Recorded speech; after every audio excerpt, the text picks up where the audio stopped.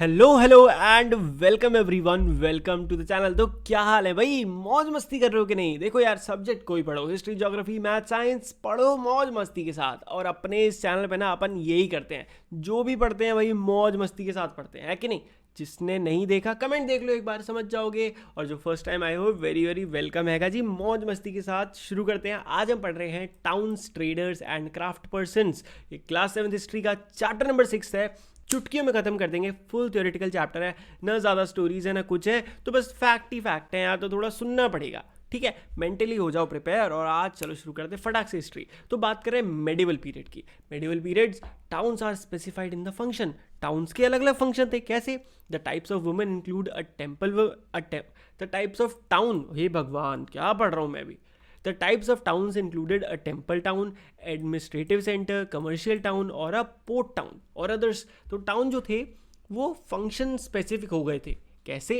यानी कि कुछ ऐसे टाउन थे जो मंदिर के लिए, जैसे वृंदावन, यहाँ पे क्या है, मंदिर ही मंदिर है। कुछ पोर्ट टाउन, जैसे कि पोर्ट ब्लेयर, क्या है, गुजरात की कैपिटल, और वहाँ पे क्या है, क्या आपको पोर्ट ही मिलेगा। तो इस तरीके से बन गए थे। और कमर्शियल टाउन हो गया आपका रुद्रपुर। इस तरीके के अलग अलग टाउन हो रहे थे।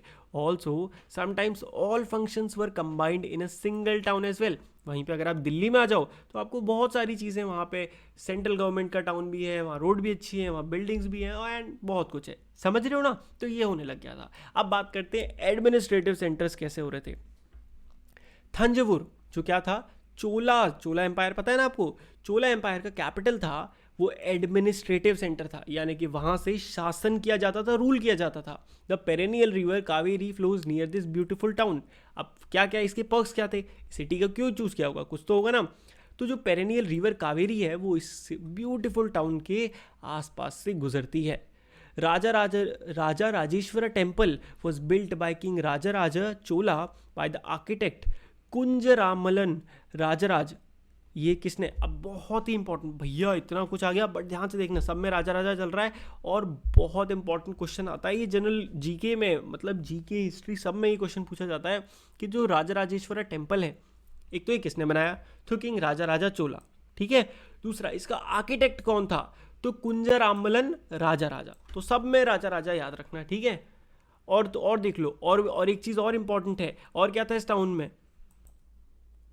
टाउन नहीं, सॉरी, यहाँ पे पूरा नाम देख लो पहले तो। कुंजरमल्लन राजराजा पेरुंथच्चन। क्या नाम था? पेरुंथच्चन। ये पूरा जो नाम था ये उस आर्किटेक्ट का ही था, इतना लंबा। बट आप कुंजरामल्लन राजराजा तक याद रख सकते हो, बाकी बाकी का तो याद आ ही जाता है, कुछ टफ सा था। There are places, palaces with mandap और पवेलियन। उस जगह पे क्या थे? बड़े बड़े सुंदर भव्य पैलेसेस थे, मंडप बने हुए थे और पवेलियन बने हुए थे। The town is bustling with markets selling grain, spices, cloth and jewellery. और वो टाउन इतना मतलब भीड़ भड़क्के में रहता था एकदम, क्योंकि वहाँ मार्केट थे, ग्रेन बिकता था, स्पाइसेस, क्लोथ, ज्वेलरी बिकती थी। नेक्स्ट हम बात करते हैं टेम्पल टाउन और पिलग्रिमेज सेंटर्स की। पिलग्रिमेज सेंटर आपको पता है ना, जहाँ पे लोग भगवान मंदिर के उसमें जाते हैं, जैसे कि वैष्णो देवी, समझ रहे हो? तो थंजवुर एक और एग्जाम्पल है किसका? टेम्पल टाउन का भी, which represent a very important pattern of urbanisation, the process by which city develops. अब ध्यान से देखो, ये क्या कह रहे हैं कि यही थंजवुर जो अभी हमने पढ़ा, जो कि एक एडमिनिस्ट्रेटिव सेंटर था, वही एक टेम्पल टाउन भी है। और यही पैटर्न जो है ये एक अर्बनाइजेशन का पैटर्न है। कैसे हम सिटीज़ की तरफ बढ़ते हैं, एक ही सिटी मल्टीपल सेंटर्स का काम करती है। Temples were often central to the economy and society. जो टेम्पल्स हैं वो ऑफन क्या है? सेंट्रल टू द इकोनॉमी और सोसाइटी और सेंट्रल इकोनॉमी, जो हमारे सोसाइटी कितनी समृद्ध है उसका सेंट्रल होती है, यानी कि कितना आप एक अच्छा सिटी है उसमें उतने ही अच्छे टेम्पल्स बने होते हैं। Temples were granted land and money to carry out elaborate rituals, feed pilgrims, and priest and celebrate festivals. अब जो भी गवर्नमेंट है उससे बहुत अच्छा पैसा मिलता है टेम्पल्स को, सो दैट वो कहाँ खर्च करे? रिचुअल्स जितने होते हैं, जितने भी आपके हवन वगैरह होते हैं, उसके अलावा पिलग्रिम्स जो आते हैं उनको खाना वाना खिलाने में, प्रीस्ट और मंदिरों को देखभाल करने में, फेस्टिवल्स मनाने में, इन सारी चीज़ों में। Pilgrims who flocked to the temples also made donation. भाई जो आते थे वो भी डोनेशन देते थे। Temple authorities used their wealth to finance trade and banking. और यही टेम्पल अथॉरिटीज़, जिनके पास इतना सारा पैसा आ रहा है, ये गवर्नमेंट की हेल्प भी करती हैं ट्रेड और फाइनेंस बैंकिंग के सेक्टर्स को मेंटेन करने के लिए। Pilgrimage centres also slowly developed into township. जो कि पिलग्रिमेज सेंटर थे, धीरे धीरे वहाँ टाउनशिप बन गई। कैसे? अब देखो, वैष्णो देवी वैसे तो पिलग्रिमेज सेंटर है, बट वहाँ लोग रहते भी तो हैं, वहाँ लोगों के बिजनेस चल रहे हैं, दुकानें चल रही हैं, तो वो टाउनशिप बन गया। अब नेटवर्क ऑफ स्मॉल टाउन्स की बात करते हैं, छोटे छोटे शहरों का एक network. From the 8th century onwards, several small towns started developing from large villages in the subcontinent. 8th century के बाद से several small town, बहुत छोटे छोटे टाउन्स डेवलप होने शुरू हो गए लार्ज विलेजेस में। भाई जो बड़े गांव थे वो अपने आप को उन्होंने टाउन घोषित कर दिया सब कॉन्टिनेंट में, यानी कि इंडिया में। दे यूजुअली हैड अ मंडपिका, क्या, और मंडी ऑफ लेटर टाइम्स। मंडपिका क्या था? जिसे आज के टाइम पे हम सब्जी मंडी या मंडी कहते हैं ना, मार्केट, जिसको मार्केट स्ट्रीट्स कॉल्ड हट्टा, यानी कि आज जिसको कहते हैं हाट, जैसे दिल्ली हाट, जहाँ पे दुकानें लाइन से लगी होती हैं, तो इसे हाट कहते हैं। ये बनने लग गए। There were streets for different kinds of artisans such as potters, oil pressers, sugar makers, toddy makers, smiths, stone masons. तो ये सारे अलग अलग आर्टिस्ट के लिए अलग अलग रोड हुआ करती थी। मतलब इस पूरी रोड पे भाई सारे आर्टिस्ट ही बैठते हैं या शुगर मेकर ही बैठते हैं, इस तरीके से। यूजुअली अ समंत और इन लेटर टाइम अ जमींदार लेवीड टैक्सेस ऑन ट्रेडर। मैंने आपको लास्ट चैप्टर में भी समझाया था कि ज़मींदार क्या होता है, इसको सामंत भी कहते हैं। उसका क्या काम होता था? टैक्सेस कलेक्ट करना। Artisans and articles of trade and sometimes donated the right to collect these taxes to local temple. और यही जो सामंत थे, इनके पास इतनी पावर थी, कभी कभी ये किसको डोनेट, अपना जो राइट है ना, क्या अपना राइट है लोगों से टैक्स कलेक्ट करने का, ये लोकल टेम्पल्स को दे देते थे कि आप कलेक्ट करिए टैक्स और मैं आपसे आके ले जाऊंगा, या फिर जैसा भी आप इसको यूज़ कर लीजिए। ठीक है, इतना पावर थी उसके पास। अब बात करते हैं ट्रेडर्स की, चाहे बड़े चाहे छोटे, दोनों की बात करेंगे। Traders had to pass through many kingdom and forest. They usually traveled in caravans and formed guilds to protect their interest. यानी कि भाई उन्हें कोई भी चीज़ एक जगह से दूसरी जगह ले जाने के लिए काफ़ी ट्रैवल करना पड़ता था, एक देश से एक किंगडम से दूसरे किंगडम तक। और वो किस में ट्रैवल करते थे? कैरावैन में, क्योंकि सामान बहुत हो जाता था, रहना पड़ता था बीच में, 10-10, 20-20 दिन लग जाते थे। The Chettiars and the Marwadi Oswal went on to become the main trading groups of the country. भाई हर कंट्री में कुछ पर्टिकुलर सोसाइटी कम्युनिटीज़ होती हैं, जाट हो गए। इसी तरीके से जो चेट्टियार थे और मारवाड़ी थे, ये बहुत अच्छे ट्रेडर बनते चले गए। इनकी पूरी कम्युनिटी ही ट्रेडिंग में बहुत आगे बढ़ गई। Gujarati trader including the communities of Hindu Bania, Muslim Bohra, और traded extensively with the ports of the Red Sea, Persian Gulf, East Africa, South East Asia, China.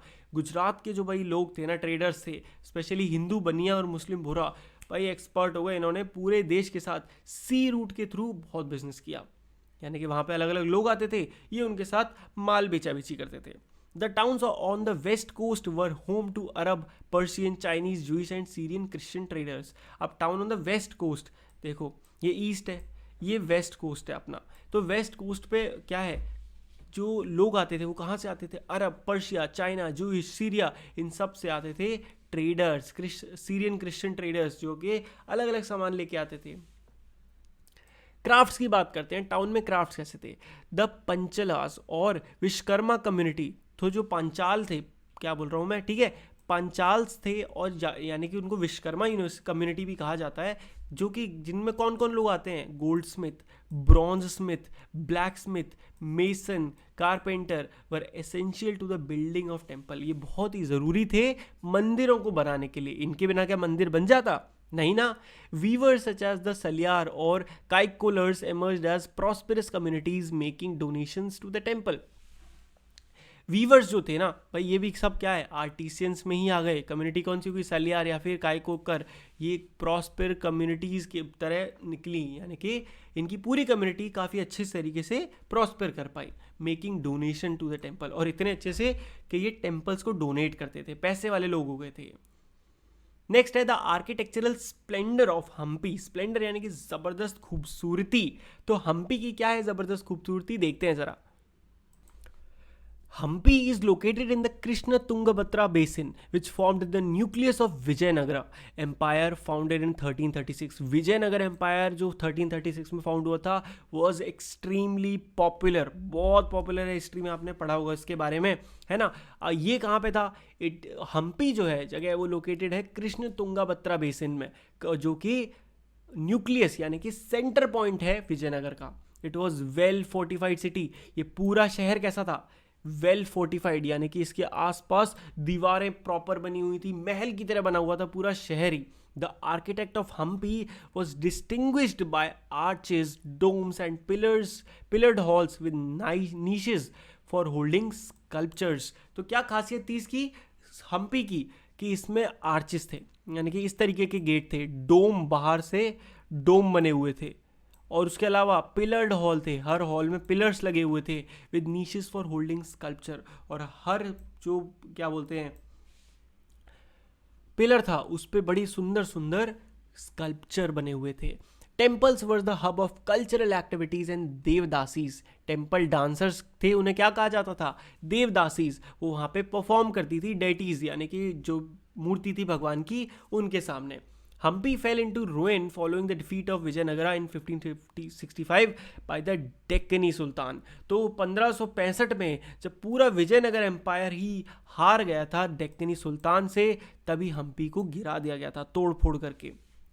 Next is a gateway to the west. A gateway to the west, Surat. Surat कहाँ पड़ता है? गुजरात में पड़ता है। Was the emporium of western trade during the Mughal period. Emporium यानी कि main centre, showroom समझ लो बिल्कुल, है ना? वो क्या था? Emporium of western trade during the Mughal period.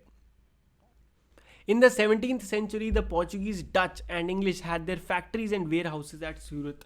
Emporium मतलब यहाँ पे किसका शोरूम? ये भी तो याद रखो, कपड़ों का मेन मार्केट था सूरत, है ना? 17वीं सदी की बात करें तो पोर्चुगीज, डच, इंग्लिश की फैक्ट्रीज यहाँ पे थी, वेयर हाउसेस थे सूरत में। There were also several retail and wholesale shop selling cotton textile. Cotton के कपड़े बेचने वाली यहाँ पे रिटेल कंपनियां भी थी और होलसेलर भी थे कि भाई यहीं से खरीदो यहीं बेचो, या फिर डायरेक्ट यहीं बेचने वाले। तो काठीवाड़, सेठ और महाजन जो मनी चेंजर्स थे had huge banking houses at Surat. ये सूरत के बहुत ही बड़े बड़े लोग हो गए थे, काठियावाड़ और महाजन।